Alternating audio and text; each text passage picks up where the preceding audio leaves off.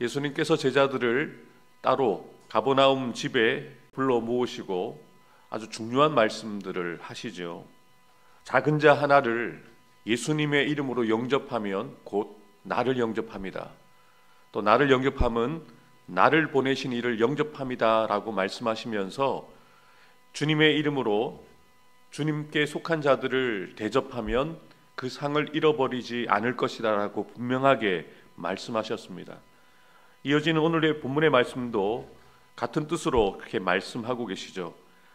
저 높은 곳에 서기를 원하는, 저 높은 곳에 서야 하는 주님의 제자 되어진 저와 여러분들이 그곳에 서기 위해서 어떻게 이 땅에서 살아가야 하는지를 분명하게 말씀하십니다. 42절입니다. 또 누구든지 나를 믿는 이 작은 자들 중 하나라도 실족하게 하면 차라리 연자 맷돌이 그 목에 매여 바다에 던져지는 것이 나으니라.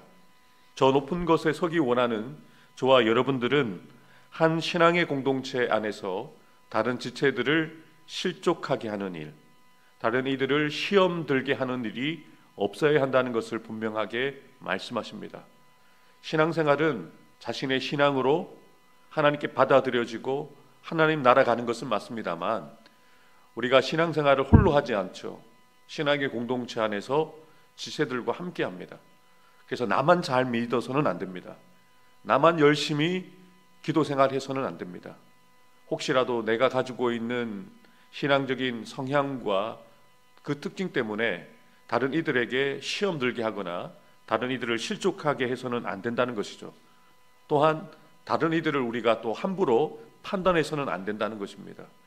세상에서는 각자의 기준을 가지고 각자의 성향에 따라서 나와 다른 사람들을 판단하고 다르다 틀리다라고 판단하지만 교회 공동체 안에서는 그러해서는 안 된다는 것이죠.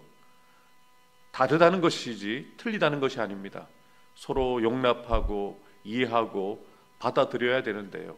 혹이라도 우리가 가지고 있는 잘못된 성향, 성품, 잘못된 우리가 말과 행동 때문에 교회 공동체 안에서 다른 이들에게 시험 들게 하는 일은 해서는 안 된다는 것이죠. 근데 저는 꼭 이 말씀을 드리고 싶습니다. 혹이라도 다른 지체에게서 끌이 보인다고 하더라도 그 티를 보고 시험 들지 않는 성숙함을 우리가 가지고 있어야 된다는 거죠. 시험 들었다 말을 교회에서 많이 쓰잖아요. 누구 때문에 시험 들어서 교회 안 나온다, 누구 때문에 시험 들어서 다른 교회로 가겠다라는 말을 하는데, 그런 말을 들으면 한편으로는 그분이 이해가 되면서도 한편으로는 속상합니다. 시험 들지 않는 성숙함이 없다는 거죠. 시험 들 수 있는 상황이라는 것은 분명히 맞는데 그것을 이겨낼 수 있는 영적인 성숙함이 없다는 거잖아요. 그래서 저와 여러분들은 먼저는 다른 이들을 실족하게 하는 일, 다른 이들을 시험 들게 하는 말과 행동을 하지 않도록 주의해야 하고요. 또 우리 자신은 다른 사람들에게 혹시 나를 시험 들게 하는 일, 다른 사람이 나를 실족하게 하는 일이 있을 때 그것을 영적으로 소화해낼 수 있는 영적인 성숙함을 우리가 가져야 한다는 것이죠. 간절히 바라고 소망하는 것은 예수님께서 말씀하신 것처럼 다른 사람들을 실족하게 하고 시험 들게 하는 말과 행동을 우리가 하지 않아야 되고요. 또한 우리 공동체 안에서 나와 다르고 특별함을 가지고 있는 지체들에게서 우리가 실족하게 되어지는 시험 들게 하는 말과 행동을 보게 되었을 때 그것을 하나님 앞에 가지고 나아가서 영적으로 소화해낼 수 있는 성숙함을 가지게 되었는 저와 여러분들이 되기를 주님의 이름으로 축복합니다. 마태복음에는 다른 이들을 실족하게 하는 그런 죄를 범하는 사람은 반드시 심판을 받는다라고 경고를 하셨습니다. 그래서 혹시라도 우리가 깨어있지 못해서 영적으로 미성숙한 말과 행동으로 다른 지체들을 믿음 안에서 바로 서지 못하게 하는 것이 있는지 늘 우리 스스로를 돌아보아야 합니다. 다른 사람들에게서 보여지는 티끌을 바라보기보다 우리 자신의 들보를 바라보면서 우리의 미숙함을 인정하고 하나님 앞에 그 미숙한 모습들이 성숙해질 수 있도록 우리가 날마다 깨어 있어야 한다는 것이죠. 계속해서 우리가 저 높은 곳에 서기 위해서 우리가 이곳에서 이 땅에서 어떻게 살아가야 하는지를 주님께서 분명하게 말씀하십니다. 43절부터 47절을 함께 읽겠습니다. 만일 내 손이 너를 범죄하게 하거든 찍어버리라. 장애인으로 영생에 들어가는 것이 두 손을 가지고 지옥 곧 꺼지지 않는 불에 들어가는 것보다 나으니라. 만일 내 발이 너를 범죄하게 하거든 찍어버리라.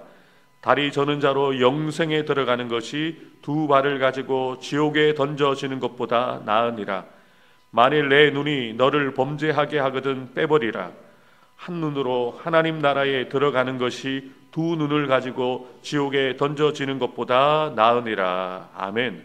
예수님께서 왜 자신이 택하시고 부르셔서 3년 동안 함께 동역했던 제자들에게 이렇게 무서운 경고의 말씀을 하고 계실까요? 하나님 나라에 들어갈 수 있도록, 영생에 들어갈 수 있도록 지금 그 제자들 안에 품고 있는 제약된 생각들과 제약된 그런 모습들을 버리고 회개하라는 것이죠. 사실 이 말씀을 듣는 이들 가운데는 이후에 예수님을 3번 부인하게 되어질 베드로도 있고, 예수님을 버리고 도망갈 제자들, 그리고 그 제자들 가운데는 예수님을 은30에 팔아넘길 가룟 유다도 있는 것이죠. 아직 그 일이 일어나지 않았습니다. 주님께서는 미리 제자들을 위해서 경고의 말씀을 주시는 거죠. 이 말씀을 들었음에도 불구하고 제자들은 깨어있지 못했죠. 그래서 주님을 부인하고 저주하고 맹세하고 저주하고 부인하고 예수님을 부인했던 베드로와 예수님을 떠났던 제자들, 가장 안타까운 사람은 예수님의 경고의 말씀을 들었음에도 불구하고 돌이키지 않고 은30에 예수님을 팔아넘긴 가룟 유다는 스스로 목을 메어서 비참한 죽음을 맞게 되어지지 않습니까? 예수님은 이미 제자들을 위해서 수도 없이 경고하셨습니다. 어떠한 일들이 그들에게 있을지, 그들이 깨어있어서 하나님 나라에 속한 자로 살아갈 수 있도록 미리 말씀해 주셨죠. 그리고 예수님께서는 자신에게 되어질 일, 자신이 고난을 당하고 대제사장들의 손에 넘겨져서 십자가에서 죽으실 것이고 3일 만에 부활하실 것이라는 그 순환 예고도 벌써 2번이나 하셨습니다. 되어질 일에 대해서 제자들에게 미리 말씀하신 것은 준비하라는 거죠. 그 말씀을 듣고 깨어서 그런 일들이, 그런 죄를, 그런 실수를 범하지 않도록 주의하라고 말씀하시는 것이거든요. 그래서 이 말씀의 의도는요, 지옥에 던져지지 않도록, 영생에 들어가도록, 하나님 나라에 들어갈 수 있도록 깨어있으라는 거죠. 작은 죄라도 그것을 끊어내라는 것이죠.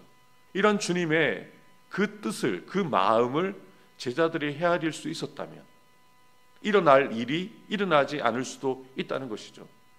그렇지만 이미 되어진 일이지만 지금 저와 여러분들에게는 아직 일어나지 않은 일입니다. 그렇다면 우리에게 이렇게 경고의 말씀을 주시는 것은 우리가 혹이라도 우리의 손과 발로, 우리의 눈으로 범죄하는 것이 있다면 끊어내라는 거죠.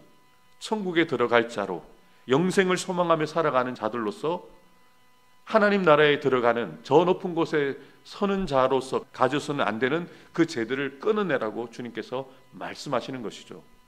저 높은 곳을 향하여 날마다 오늘도 나아가는 저와 여러분들이 혹시 다른 사람들을 넘어지게 하는 죄뿐만 아니라 우리 스스로를 범죄하게 만드는 죄가 있다면 그것을 철저하게 끊어내고 제거해야 한다는 것을 분명하게 우리에게 알려주시는 것이죠.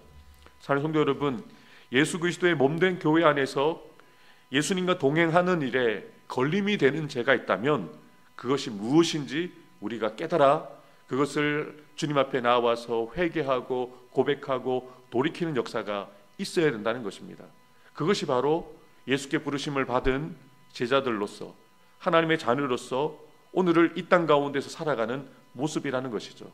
비록 저와 여러분들이 이 교회 밖을 나가면 예수 없는 사람들과 다르지 않는 모습으로 살아갑니다만 우리의 중심에는 내적인 분명한 정체성이 있잖아요.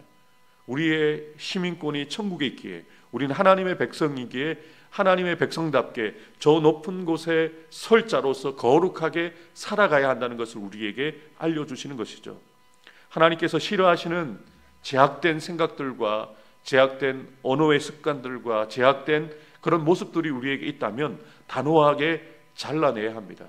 그것이 지금은 작은 것이지만 그것이 점점 우리를 피폐하게 만들고 우리를 멸망하게 만들기 때문에 주님은 분명하게 단호하게 잘라내라고, 그것을 잘라내지 않으면 심판날에 돌이킬 수 없는 영원한 형벌을 받을 수밖에 없다는 것을 우리에게 경고해 주시는 것이죠. 이 주님의 말씀을 우리가 오늘도 기억하면서 오늘도 깨어있는 가운데 거룩하게 살아가기를 주님의 이름으로 축복합니다. 저 높은 곳에 서기 원하는 저와 여러분들이 그곳에 서도록 오늘을 어떻게 살아가야 할까요? 우리 마지막으로 49절과 50절 말씀을 함께 읽어보도록 하겠습니다. 다 같이 읽겠습니다. 소금은 좋은 것이로되 만일 소금이 그 맛을 잃으면 무엇으로 이를 짜게 하리요? 너희 속에 소금을 두고 서로 화목하라 하시니라. 아멘. 구약시대 때 제사를 드릴 때 제물을 드리게 되어지는데요, 제물을 드릴 때마다 항상 그 제물에 소금을 칩니다. 소금을 친다는 의미는 정결케 한다, 거룩하게 한다는 의미를 가지고 있는 것이죠. 우리 안에 소금을 두고 사람들과도 거리낌이 없는 화목의 삶을 살아야 되지만, 더 중요한 것은 하나님과 막힘이 없는, 하나님과 거리낌이 없는 거룩함을 유지하면서 살아가야 한다는 것을 분명하게 말씀하시죠. 사랑하는 성도 여러분, 우리가 이 땅을 살아가면서 하나님의 뜻을 살아가야 되는 이유는 하나님과 우리의 관계가 막힘이 없기 위함입니다. 우리의 기도가 막힘이 없고 우리가 드리는 예배가 연락이 되어지기 위해서는 하나님과의 바른 관계가 유지가 되어져야 되는데요, 우리 안에 죄가 있다면 우리는 하나님과 바른 관계를 유지할 수가 없습니다. 그래서 주님께서 분명하게 말씀하시죠. 너희 속에 소금을 두고 소금을 쳐서 우리를 정결케 하여서 하나님과 화목하고 지체들과도 화목하라고 분명하게 말씀하십니다.